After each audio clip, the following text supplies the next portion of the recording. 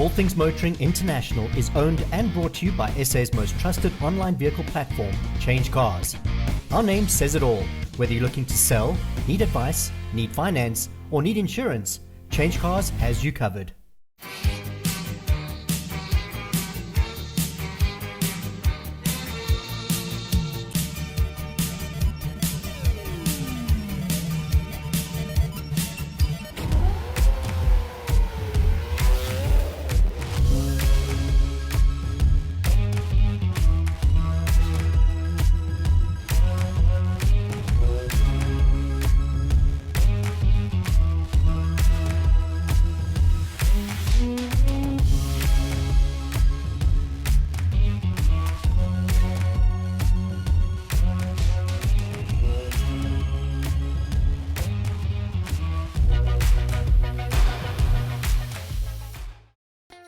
Can you believe that we have reached the end of another season?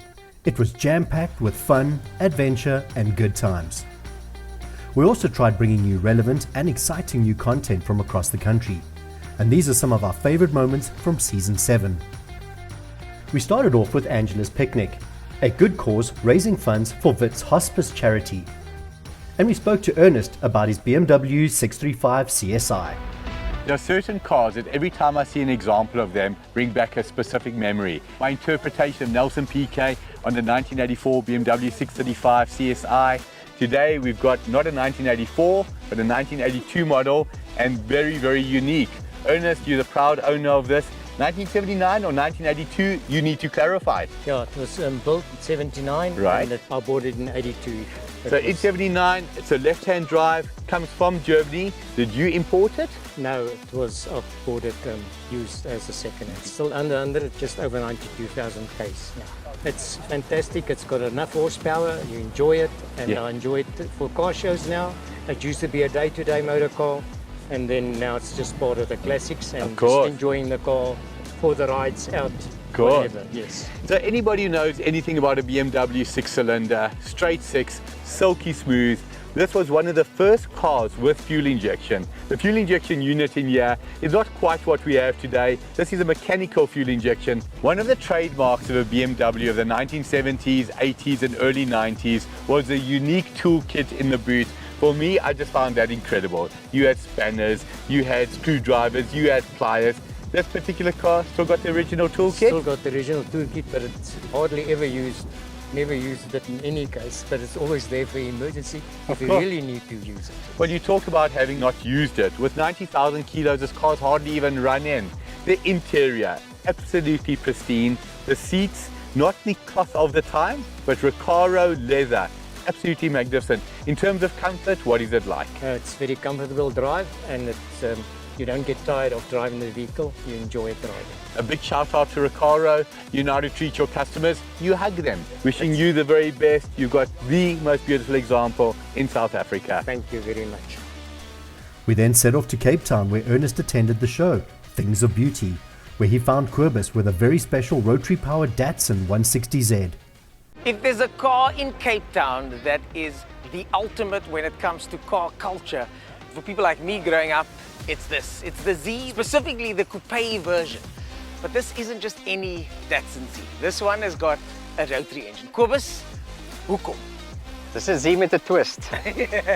Ja, hierdie kar, actually my oupa het al hierdie goedjies gery. Hy het 'n 160Y GX coupe gery.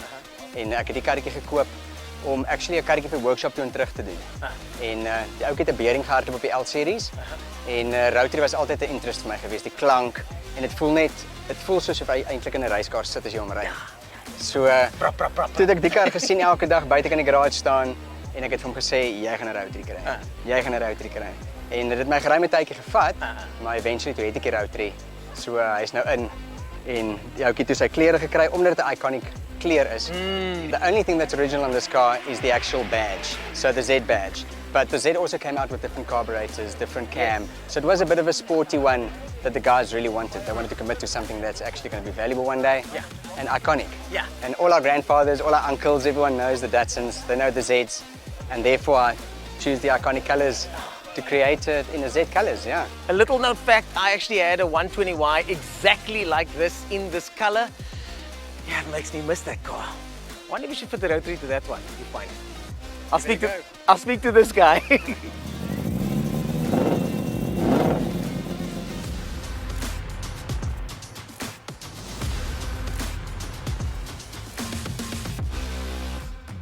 Michael and Ernest then set off to Neisner, where we visited a motorsport museum. But we're not stopping here. We caught up with SA racing legend Farouk Dangor at the Samola Hill climb.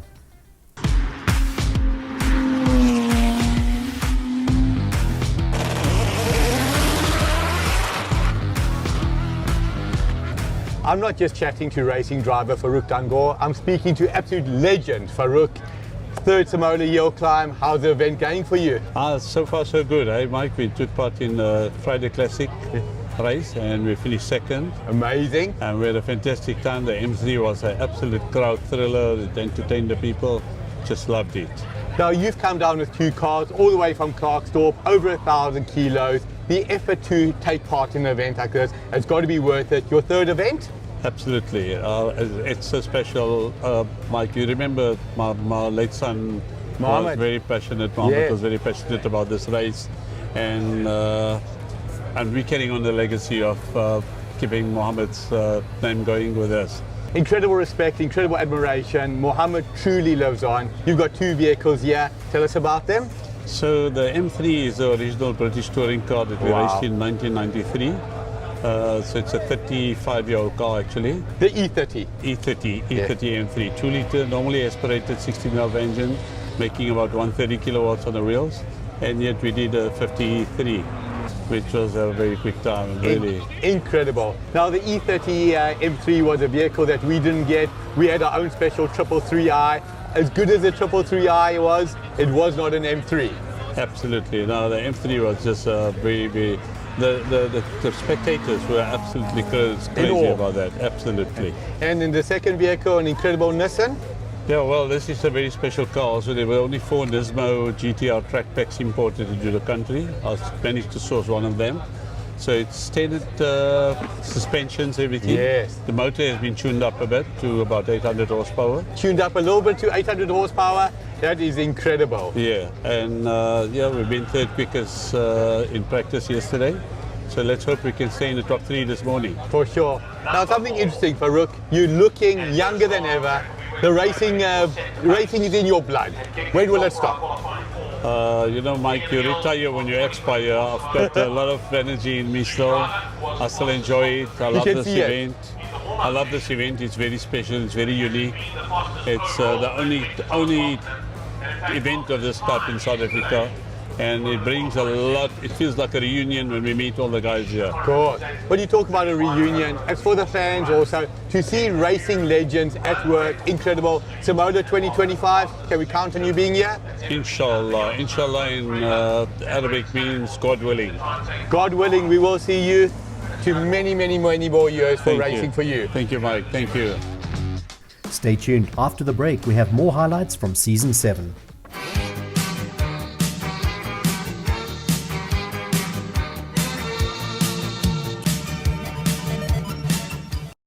Jaguar invited us to attend their event on the banks of the Vaal, where we found Kobus and a very special C-Type. Kobus, tell us about this beauty behind us. It is a very special car.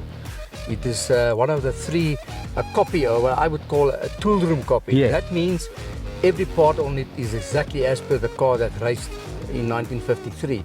And it's a copy of the lightweight, 3 of them were built for the Amazing. race in 1953. A lightweight C-Type, Right? 1953. In the 1950s, the most prestigious race on the racing calendar, along with Monaco, which was a Grand Prix, was the Le Mans 24 hours or 24 hours of Le Mans, depending how you want to pronounce it. Jaguar won that race 5 out of 10 times in that period, which is incredible. But this particular example, you said a replica? Yes, it's a replica, but as I say, really I went through flat out to get all the original parts for this car. So this car is exactly as per that car that won the Le Mans in Amazing. 53. And then that year in 53, the Jaguar came first, second and fourth. Somebody else had to have a place on the podium. But Kobus, clearly a Jaguar fan, and it shows. If I say to you, and it's a loaded question, your pride and joy, what would it be? The C-Type definitely. Of course. And close to that is I've got an OBL Jaguar E-Type, and there's only one in South Africa. OBL stands for outside bonnet lock. Right. And that car is like working on a Picasso painting. From where we see it today on screen until it's on the road, how long are we looking at? 2 years, 3 years? No. I don't work on in years, lots of years. That car, that OBL will be done by the end of this year. That is incredible. All the parts, most of the components are already ready. I'm waiting for my son, who is a professional Jaguar E-Type restorer, unfortunately leaving for Australia.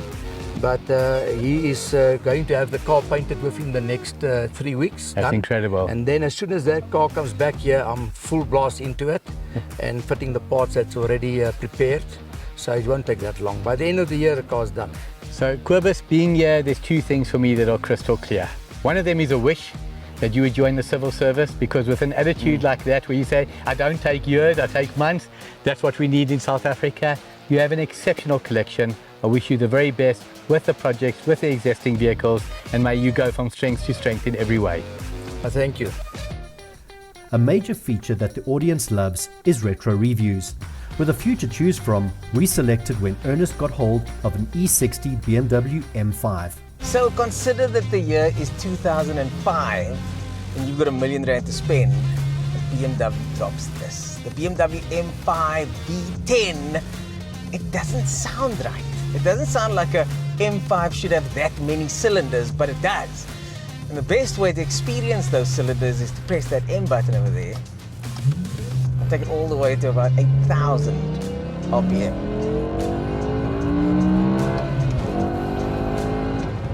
Something like that. But because this is a private car, I'm going to slow things down a bit and tell you guys about the experience. So, what I'm seeing in front of me here, heads-up display. Again, technology that was not available at the time, at least not commonplace. Now, obviously, with it being V10, it's got 500 cc's per cylinder, which means that each one of those cylinders needs to be fed with fuel. So don't expect to be getting crazy good fuel consumption, but this car is not about fuel consumption. It's about driver enjoyment, but you've got space for the kids. Once you get used to the gearbox, then you can really enjoy that engine. After a brief chat with the owner, you've got to drive this car, in his opinion, in manual mode to get the most out of it and to look after that gearbox. Also, to look after the engine, he constantly checks to make sure that the oil levels are topped up, and you can actually do that through the system over here that BMW provides. You can see the oil levels, you can see the oil temperature. It's basically a full diagnostic system built into the car. It's got launch control, it's got various SMG drive logic modes, which means that you can set it all the way up to S6 where everything is turned off. That was the fuel buzzer, because after a couple of pulls, I've used up quite a bit of fuel.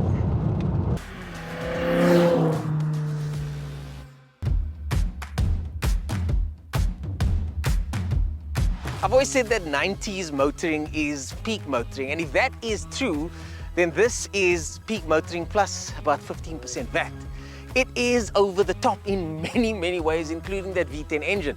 But isn't that what engineering is supposed to be? Engineering is supposed to push the limits, take things to the next level, and pave the way for cars and engineers of the future.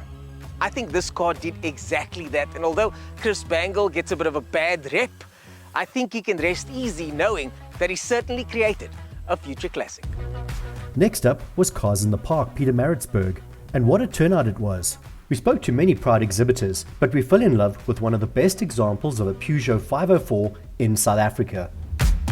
To be the owner and co-host of the show All Things Motoring in itself is an absolute privilege. What else is a privilege is to get to see all these cars at incredible motor shows. Behind me is something that I can truthfully say has not just floored me, it's probably laid me flat on the ground. The me that you see now is after sugar water. 1974 Peugeot 504 automatic. Everything about this car is original, to the point that you'll see on your screen right now that the passenger seat has not had the plastic removed. The plastic that you're seeing on the seat hasn't been put on for show, it's still stitched by the Peugeot factory into the seams. Absolutely incredible. This is the best example this side of the Peugeot Museum in France where the car has never been used. Enjoy as I show you around.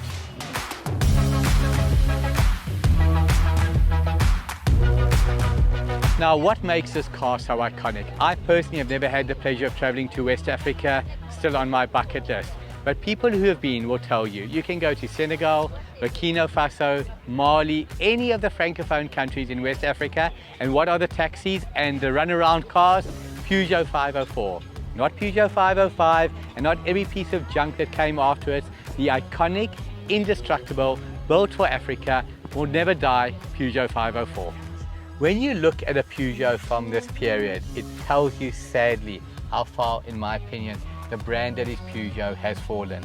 Ask anybody today who's 40 years old or older, what is the one Peugeot that comes to mind? Might be a 404, but it'll definitely be the Peugeot 504. I've never heard anybody talk about a 505. I've never seen a 505 that superseded this at a car show. Why? Because Peugeot, sadly, it was junk. Stay tuned. After the break, we have more highlights from Season 7.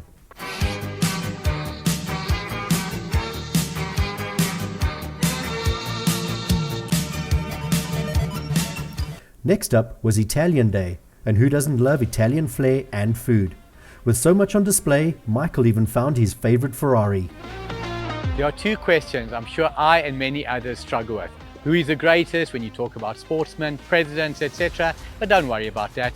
What is your favorite is the other part. What is my favorite Ferrari? Absolutely easy for me. The 348, without a shadow of doubt. Launched in 1989, the successor to the incredible series that was the 308, the 328. What made the 348 stand out? The engine, 3.4 litre, 8-cylinder, absolutely tick the box, but it wasn't that. It was the pure dimensions, the height, the width, the length. This car is modeled on the incredible 1985 Ferrari Testarossa, but for me the Testarossa was always a little bit long, a little bit wide. This car took those incredible lines and made it perfect. The standout feature, without a shadow of doubt, the incredible side straights. The Testarossa made perfect.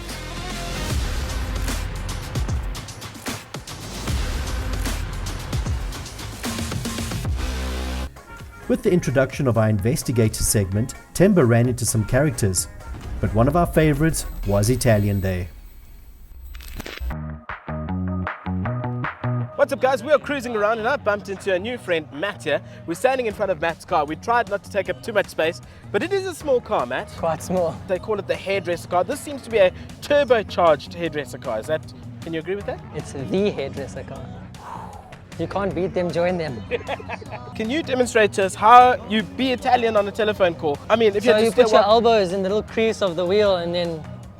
Move! More like that, yeah. Okay. Michael then went to Monty for Idle Drive, where we found a rare Audi and also caught up with an up-and-coming drift star, Chloe. Let's hear it from them.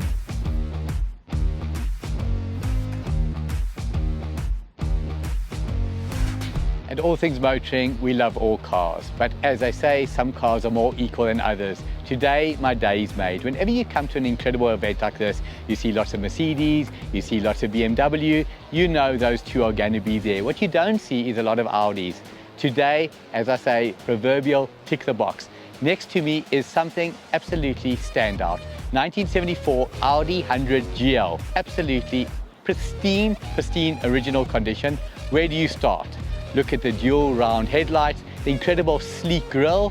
When you go around the back, you'll see neat, thin tail lights. Then the interior. How do you describe this interior? In an era where all cars had plastic seats and some had fake leather, this car had, what do you call this? Is it velour? Is it a combination? Just look at this. And a point that needs to be made, into the early 80s, Audi continued with this incredible pattern on later generation Audi 100 GLs. Then something that is critically important for me and not always right, even on modern cars, is ergonomics. Look at the dashboard layout. Everything falls within easy eye shot. Look at the ventilation controls. They fall easy to hand. Is this a magnificent car? Yes, you heard it from me. Chris? How are you, brother? Good, thank you. I hope you're well. Thank you for the opportunity. So I've been telling the audience how mesmerized I am by this car, but you're even more mesmerized. You're the owner. I'm the owner. How long have you had it for? I've had the car for 6 years. I bought it from a deceased estate. And the original owner of the vehicle was the first owner. He bought the car in Germany because of the spec. There's a lot of spec to the vehicle that the other Audi 100s didn't have. I've often said, you come to a car show, BMW, Mercedes, deservedly so, well represented. You go to car shows, you don't see old Audis. What do you put that down to? There wasn't a million of these cars in South Africa to start with. And the very few that survived all these years either had to be kept in immaculate condition or an absolute scrap. For me, this is such an iconic vehicle, and this was an absolute luxury vehicle in the 70s. Oh. Make no mistake, whether you had a Mercedes or you had a whatever, this was a luxury vehicle. You were probably the Minier when you owned us. So I'm going to ask you one kind request. Remember this face, remember the name. When you are looking to sell it, you know where it's going. I'll let you know.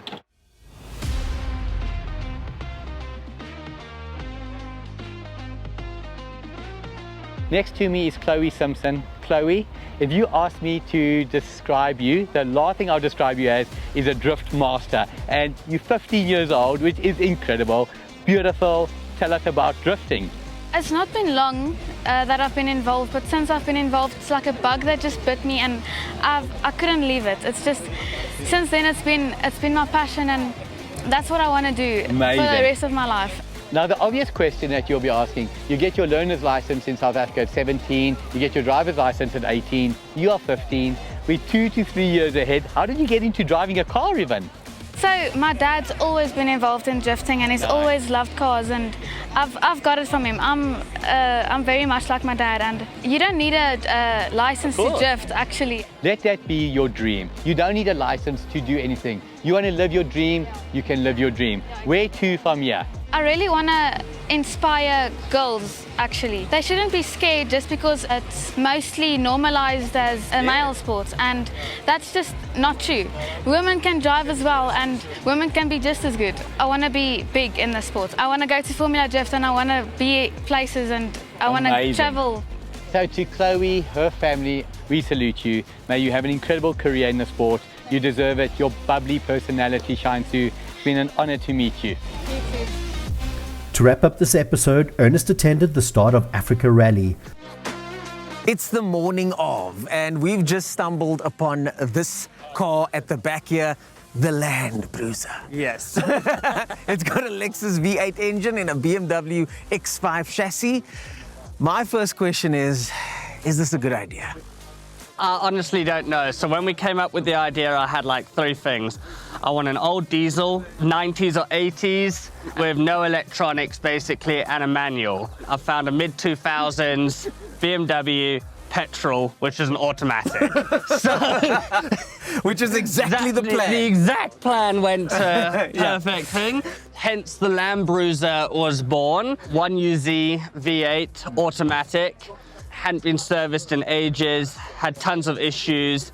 Personally, we think it was in a front-end accident because when we lifted it up, the right engine mount is bent and welded. Oh. And we don't think there's any airbags either anymore. Okay, so hopefully you won't be needing any of those bags. No. But when it comes to reliability, the Lexus setup is, once it's working, it works. The motor will get us there. If the car will get us there is the other question, but the motor 100%. We've had massive support from an amazing amount of companies which have really worked as hard as they can to get the car to the point of where it is. And without them, this wouldn't be possible. So we're very thankful to every single sponsor that got on board. Yeah. But at the end of the day, even being as most planned and equipped as possible, things still can go wrong. Yeah. So we're not sure. We'll see how it goes. We've got Jamie from SG Performance, which is very good, the best mechanic kind of thing. So we're very fortunate to have Jamie with us. But it is just Sam and I on our own after Malawi. I did not know that. So we will see how it goes from Malawi upwards. We're hoping Zambia, if anything's going to go wrong, it'll be Zambia. That's probably where the true test of the vehicle is going to start, where the roads get pretty bad and everything. Botswana, I'm not worried about. So I think if we can make it through Zambia and make it to Malawi without an issue, I think we'll be fine for the rest of the route. What a start to the adventure. And either way, I think you guys are going to have a fantastic time. That's the whole plan. It's here to have fun, and worst case scenario, we're pulling the prop shaft off and getting a thumb lift and getting it towed. So we'll make a plan. They'll figure it out. And just like that, we've reached the end. With so many amazing moments, we unfortunately can only fit so much into one show. Keep an eye out for an even bigger Season 8. Brought to you by the familiar All Things Motoring International faces. Till then, keep the rubber side down and happy motoring. The incredible series that is Formula One started in 1950. Depending on perspective, I like that. that's nice. We'll be holding everything. Everything. Yeah. It's incredible to think that a youngster of 26 has achieved so much. At the time of doing this interview, no, right. I'm going to put this down. It's heavy. I'm going to pop. Come on, work your muscles. As we do this, what's it? Okay, I got it. Yeah. I spoke to you off camera earlier, and there's no ways I'm doing something like this, Michael, before you get any ideas. But for now, Melisha, I think we'll just continue the adventure here so long until they're ready to leave. Yes, I think that's a good idea. We will push them to get started and then we will walk away. You are so excited to get that brand new vehicle, but you're looking for a specific model and specific color. Only to be told, sorry, there are none available. Change Cars, SA's most trusted online platform, will find exactly what you need, from A to V and everything in between. Change Cars, because that's what you want to do, and it's who we are. All Things Motoring International was brought to you by SA's most trusted online vehicle platform, Change Cars. Our name says it all. There is no safer online vehicle platform. That's not an opinion, that's a fact.